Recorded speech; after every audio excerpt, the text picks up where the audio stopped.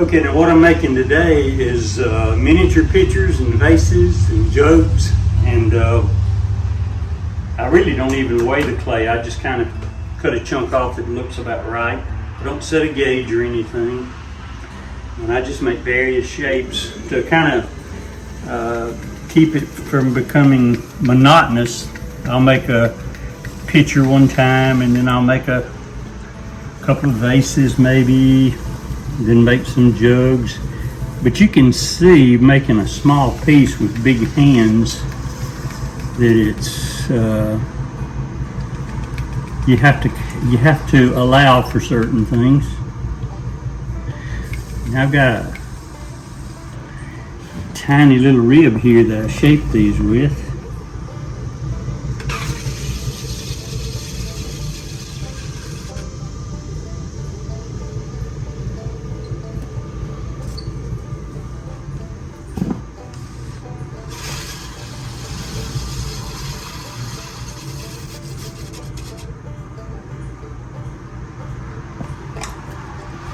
And I even got a small sponge that I can get down inside there and sock that water back out.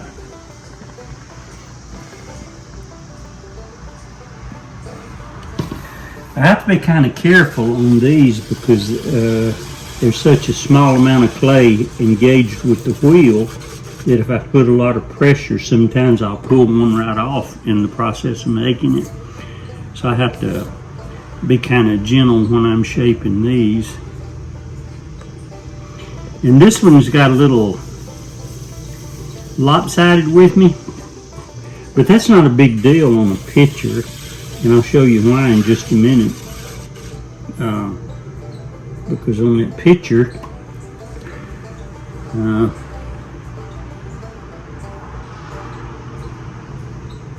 see, I've got a little bit of an uneven top there, and that's because there's a little bit of I didn't get the clay blended quite as well as I should have, maybe. And that's causing a little bit of that.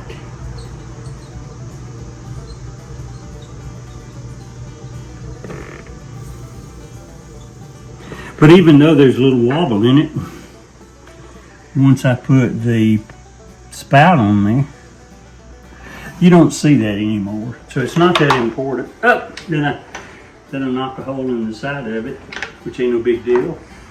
Straighten that out later. I'll just add a little clay in that. Got careless there. I'll just punch it back out and I'll smooth that up when I put the handle on it. Okay? There you go. There's a little pitcher. I'll do a little straight up pitcher. I do 2 or 3 different kinds of pitchers. I do a Rebecca pitcher, I do a straight-sided pitcher, and then I do a bulbous, or I call it a traditional style. And that's what I sell the most of.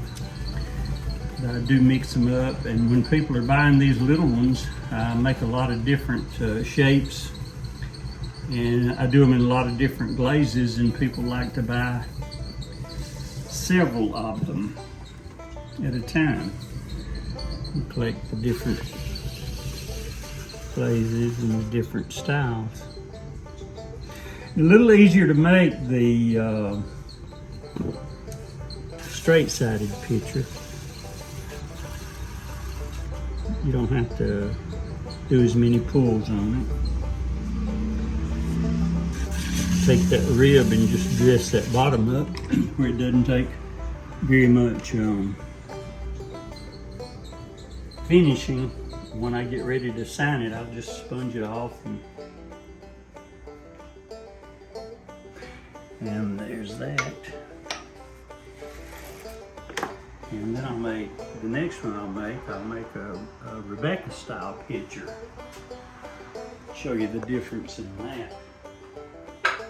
Style pitcher from the Bible, Rebecca by the Well.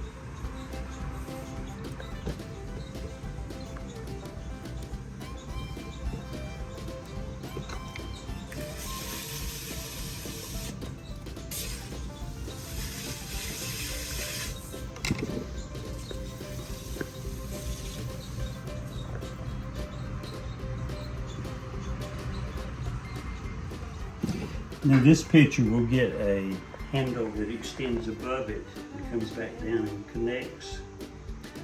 And if you look in some of the illustrated Bibles, you'll see pictures of, sometimes they call them a Rebecca pitcher, and sometimes they call them a Rebecca jug.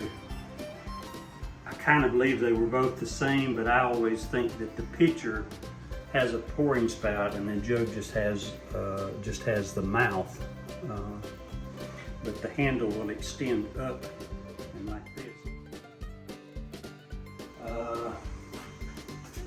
thought I had one over here that we could look at. Sit up and have jugs and pitchers and little vases, and so I'm going to do a jug now.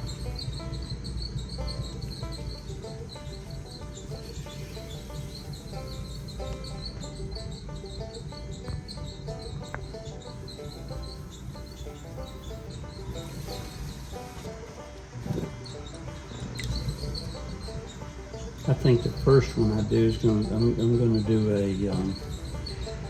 a shoulder jug. Now there's a story about the shoulder jug. The shoulder jugs were made, they were made so that when you were burning pottery in a kiln that didn't have shelves, like for instance a groundhog wood burning kiln, this shoulder was designed to where you could wipe the glaze off the shoulder, and you could use a clay ring. They called it a stacker ring. Now, Katie, if you'll hand me that yellow pencil out of that, right there. I use a pencil to help me shape this since my fingers are too big. So I use a pencil to help me shape that little neck right here. Give it that nice little touch there, and then I'll put the shoulder part on it, and you'll get an idea then of why it's called a shoulder jug. I'll make that impression right here, and then when I put the handle on this piece, I'll be careful not to let the handle extend out over this part right here. Only because I know what a shoulder jug is designed for. It wouldn't hurt anything now because I don't stack these. I have shelves, but that's called a shoulder jug. And you could put a clay ring on top of that would bring the clay ring would bring it above this this mouth of the jug. Then you could set another one on top and even do that twice. And sometimes when you find a shoulder jug in an antique store, you'll look and it'll have the glaze on it, and you'll say, well, why did he tell me that? Well, if it's got the glaze on it, then it was the top one. You didn't have to wipe the glaze off it because there was no ring going to sit there. But if it does have the glaze wiped off of it, then you'll see little fragments of that clay ring where when it burned, it stuck to it, and they pulled it off, and there'll be little fragments missing in that.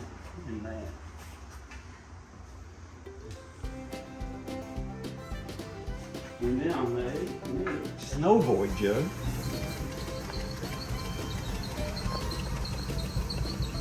And they're easier to make.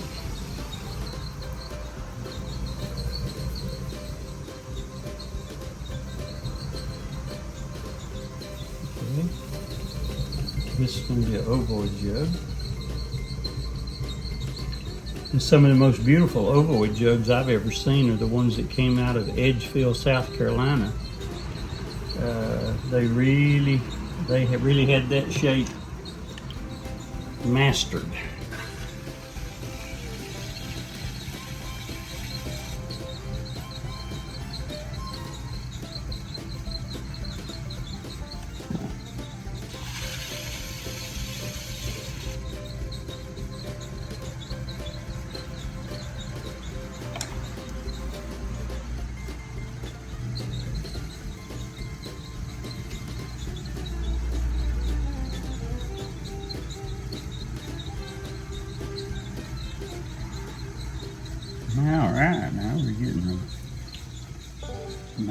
shaped up here with the pencil.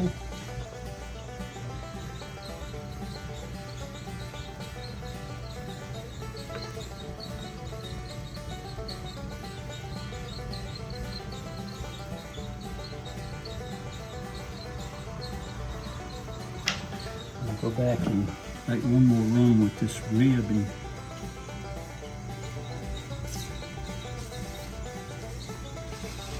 get that bottom end just a little bit. There you go. That's an ovoid style jug. And then the next one I'm going to make is my favorite to make. The buggy jug was designed to sit in the floor of a buggy, a horse-drawn buggy, and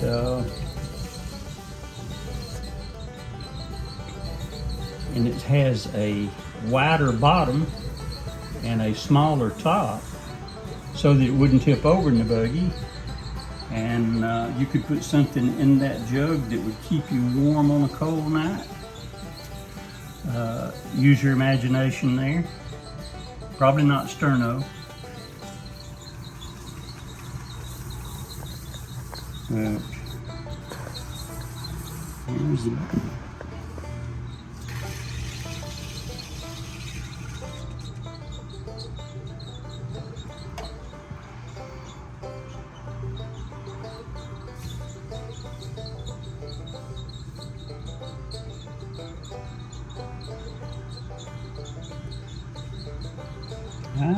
there you go.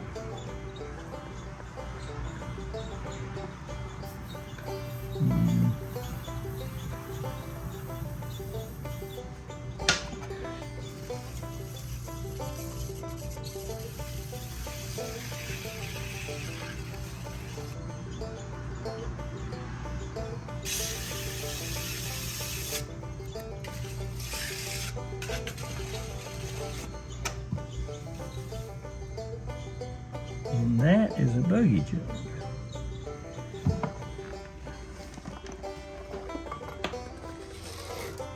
Now when Will goes over and scans this one, I'll ask him to move over to his left and show you a buggy jug that I turned into a vase jug.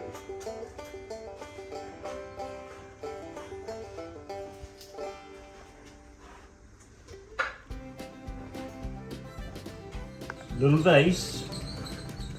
Like I said, I make various shapes and colors, and so I'll do this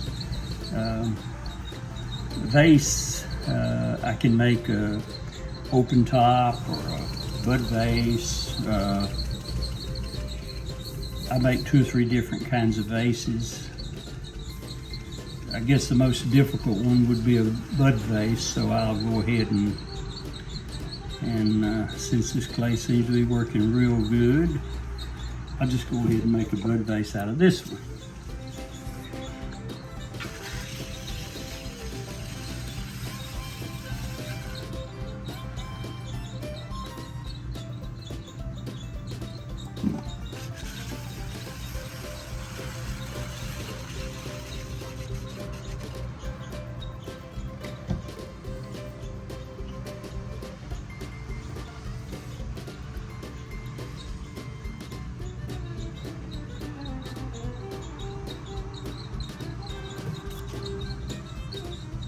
I don't ever like to use a needle tool to cut the top of a piece. It's almost like you're cheating. But I don't have my needle tool. I'm just going to do it with this rib here. I'm going to cheat just a little bit on that because it did get wobbly. And then you got to leave room in there to put a flower, a small weed flower or something. And then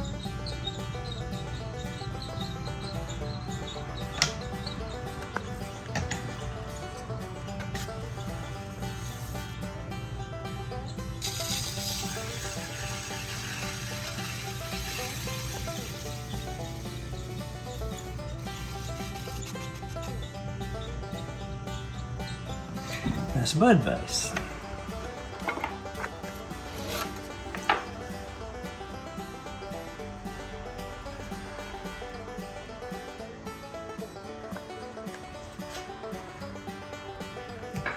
One of the open top vases to kind of round out basically what I do. Now I have made bowls and pitchers and bowls, miniature, but right now I'll just kind of show you one more vase to show you the assortment that I normally go with.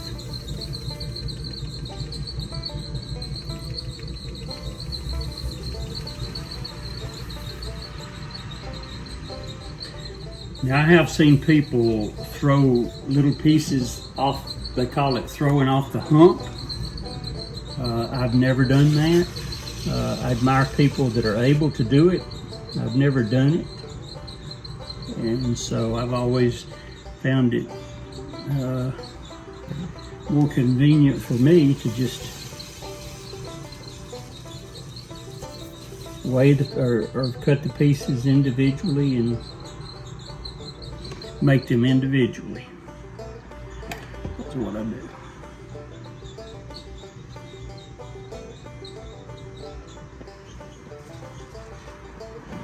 Now, if you want to give it a little bit of a personality, you go in here and make a couple of rings around it, and just decoration. And then do that. I've got to adjust my wheel doing this. And then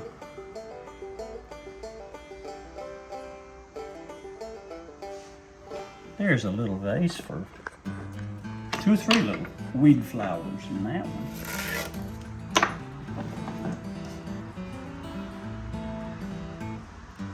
Okay. Pretty neat.